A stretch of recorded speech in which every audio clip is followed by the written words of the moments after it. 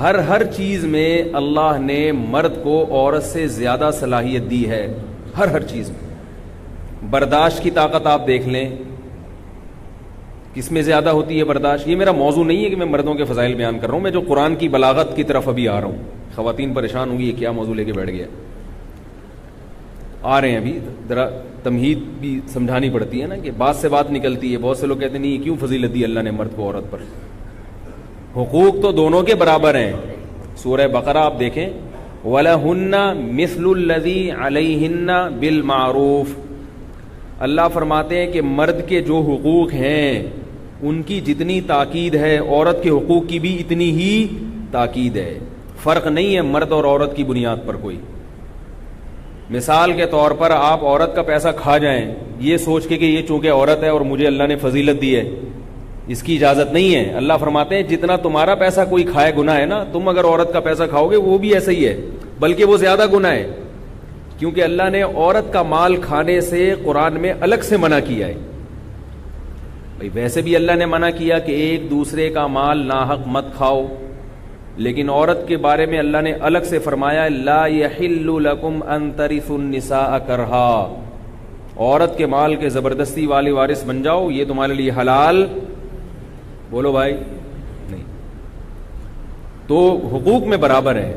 حقوق میں برابر کا مطلب کہ بھائی جو ذمہ داریاں اس کی ہیں وہ اس نے پوری کرنی ہے اور جو اس کی ہے وہ اس نے پوری کرنی ہے. نہیں کرے گا یہ نہیں کہہ سکتا میں چونکہ مرد ہوں لہذا میں اپنی ذمہ داریاں تھوڑی کم پوری کروں گا، بیگم تم پوری ذمہ داریاں کو. ایسا کریں گے تو کوئی بھی نہیں آئے گا.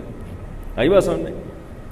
تو ایسا نہیں ہے. لیکن اللہ نے ساتھ ساتھ کیا فرمایا کہ فضیلت ہم نے کس کو دی؟ مرد کو. فضیلت کس اعتبار سے کہ رائے کس کی چلے گی، یعنی حاکم کون بنے گا، گھر کا سربراہ کون بنے گا، مرد بنے گا. ملک کا سربراہ کون بنے گا، مرد بنے گا.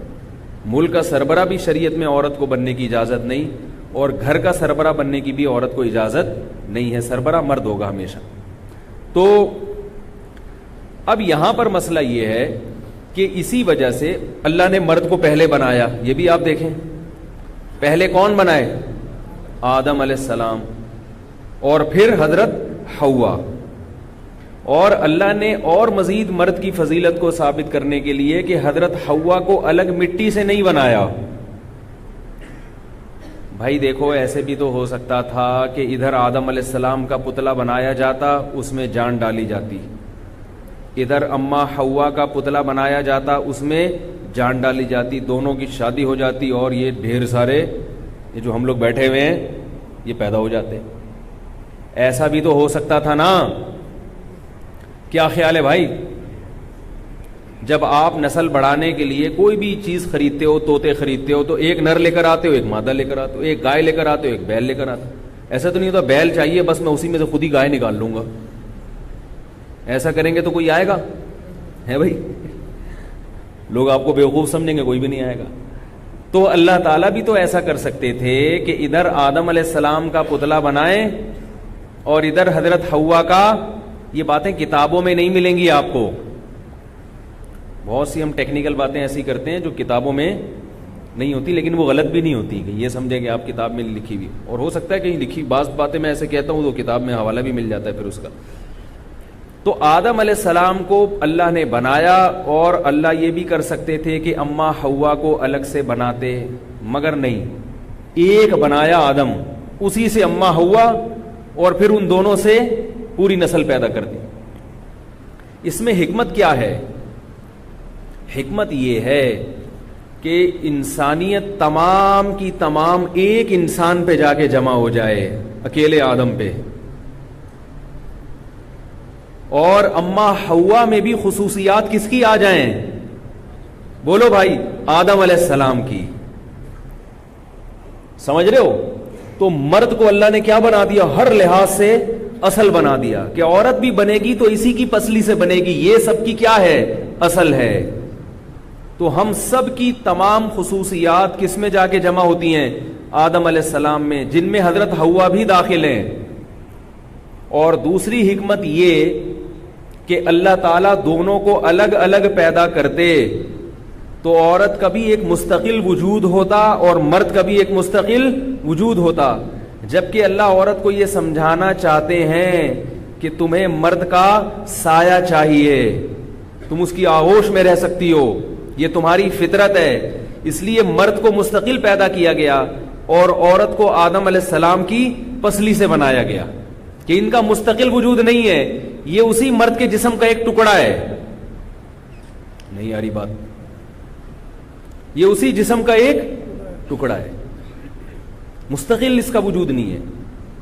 ویسے تو سب کا مستقل وجود ہی ہوتا ہے, لیکن ایک چیز ہے نا کہ جب ابتدائی انسانیت کی ابتدا کی جا رہی تھی تو اس کی رعایت کی گئی, اور جسم کا ٹکڑا بنانے کا فائدہ کیا ہوا؟ وہ ساری خصوصیات کس میں آ گئیں؟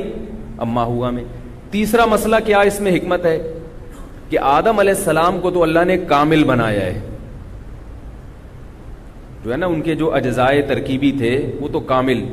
ظاہر ہے جب آپ کے جسم کا ایک ٹکڑا ہوتا ہے تو اس میں وہ تمام خصوصیات نہیں آتی, اس میں وہ تمام چیزیں نہیں آتی. اسی وجہ سے رسول اللہ صلی اللہ علیہ وسلم نے ارشاد فرمایا, الا ان المرأة خلقت من ضلع وان من اعوجها اعلاها. فرمایا یاد رکھو اللہ نے عورت کو آدم کی پسلی سے بنایا, اور پسلی بھی سب سے اوپر والی پسلی جو سب سے زیادہ ٹیڑھی ہوتی ہے. اگر ٹیڑھی کا لفظ برا لگے تو کرو ہوتی ہے. بھائی خواتین سننی ہوئی کیا یہ ہم لوگ شروع کر دیا اس نے بیٹھ کے, تو وہ اس میں کیا ہوتی ہے؟ وہ تھوڑی سی کرو ہوتی ہے. تو آپ صلی اللہ علیہ وسلم نے فرمایا اس کرو ہونے کے اثرات عورت کی ذات کے اندر آئے ہیں, یہ لازمی آئے. اور یہ خواتین کی برائی کے طور پہ نہیں بیان کیا, اچھائی کے طور پہ بیان کیا. وہ اچھائی کیا ہے؟ آپ نے فرمایا فَإِن ذَهَبْتَ تُقِيمُهَا تُكَسِّرُهَا. اگر تم اس پسلی کو سیدھا کرنے کی کوشش کرو گے تو وہ کبھی سیدھی ہو سکتی ہے پسلی؟ فرمایا وہ ٹوٹ جائے گی. الا وَإِنَّ كَسْرَهَا طَلَاقُهَا. فرمایا اس کا ٹوٹنا کیا ہے؟ طلاق ہو جانا. تو اگر تم یہ چاہو گے کہ تمہاری زوجہ ایک دم تیر کی طرح سیدھی ہو جائے, بالکل سیدھے راستے پہ چلنا, خط مستقیم پہ چلنا شروع کر دے, میری ماں سے محبت کرے اس لیے کہ وہ میری ماں ہے اور میری بیوی کی ساس. بزرگوں کا ایک مقام ہوتا ہے. آئی بات سمجھ میں؟ آپ نے اپنی بیگم کو سمجھایا دیکھو بزرگوں کا ایک مقام ہوتا ہے, ہماری پرمپرا ہے, خاندانی رسم ہے, تمہیں میری ماں کا احترام کرنا ہے. وہ جواب میں کہے شکریہ. یعنی ہر آدمی یہ چاہتا ہے کہ میں جب بیوی کو نصیحت کروں تو ایسا اچھا سا جواب ملے, کہے شکریہ آپ نے مجھے بتا دیا کہ میں آپ کی والدہ کا اکرام کروں, شریعت کے حقوق بتا دیے, اگر نہیں بتاتے تو خدا نخواستہ میں جہنم میں چلی جاتی. آپ میرے سرتاج ہیں, آپ کا بہت بہت شکریہ. بہنوں کے کیا حقوق ہیں وہ بھی بتا دیں. آئی بات سمجھنے؟ یعنی ہر آدمی کی چاہت یہ ہوتی ہے کہ بیگم کس طرح کی ہو. ابے بھائی ہوتی ہے کہ نہیں ہوتی؟ کہ بھئی اب وہ اگلا سوال خود پوچھے کہ میری نندوں کے کیا حقوق ہیں, یعنی جو آپ کی جو بہنیں ان سے میں نے کیسا سلوک کرنا ہے. یہ پہلی رات میں باتیں ہو رہی ہیں, ان سے میں نے کیسا سلوک کرنا ہے یہ بھی مجھے بتا دیں. اب آپ اس کو بتا رہے ہیں کہ بھئی دیکھو جب وہ گھر میں آئیں تم ان سے پانی کا پوچھو, چائے کا پوچھو, جتنی دیر وہ بیٹھی رہیں ان کے سامنے ہاتھ باندھ کے ادب احترام کے ساتھ بیٹھو. کہ اصل تو اس گھر کی وہ تھی, وہ تو بیچاری رخصت ہو کے چلی گئی. تو اب یہ تو جب یہ چیز ملتی نہیں ہے آپ نے اپنی ماں کے حقوق بیان کیے تو آگے سے کھرا سا جواب, ہاں صرف ساس ہی کے حقوق ہیں, ساس پر تو بہو کے کوئی ہے ہی نہیں. جواب یہ ملتا ہے بھائی. آپ نے کہا میری بہنیں جب گھر آیا کریں تو تمیز سے بات کیا کرو. پہلے ان کو تو تمیز سکھاؤ. یہی جواب ہو نا, پہلے ان کو تو بولو تمیز سے بات کریں, مجھے تمیز بعد میں سکھانا. یہ جو ہے نا ہم نے یہ گنتی ہمیں پڑھانے کی ضرورت نہیں ہے, پھڈا اسٹارٹ وہیں سے.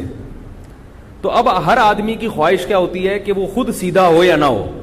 یہ بھی ایک عجیب مصیبت ہے, خود بھی یا تو پورا سیدھا چل رہا ہو نا ہر چیز میں, خود صراط مستقیم پر ہو یا نہ ہو, وہ چاہتا ہے کہ بیوی کیسی ہو, بالکل فٹ فاٹ, ہر چیز میں ایک دم اوکے کی رپورٹ ہو.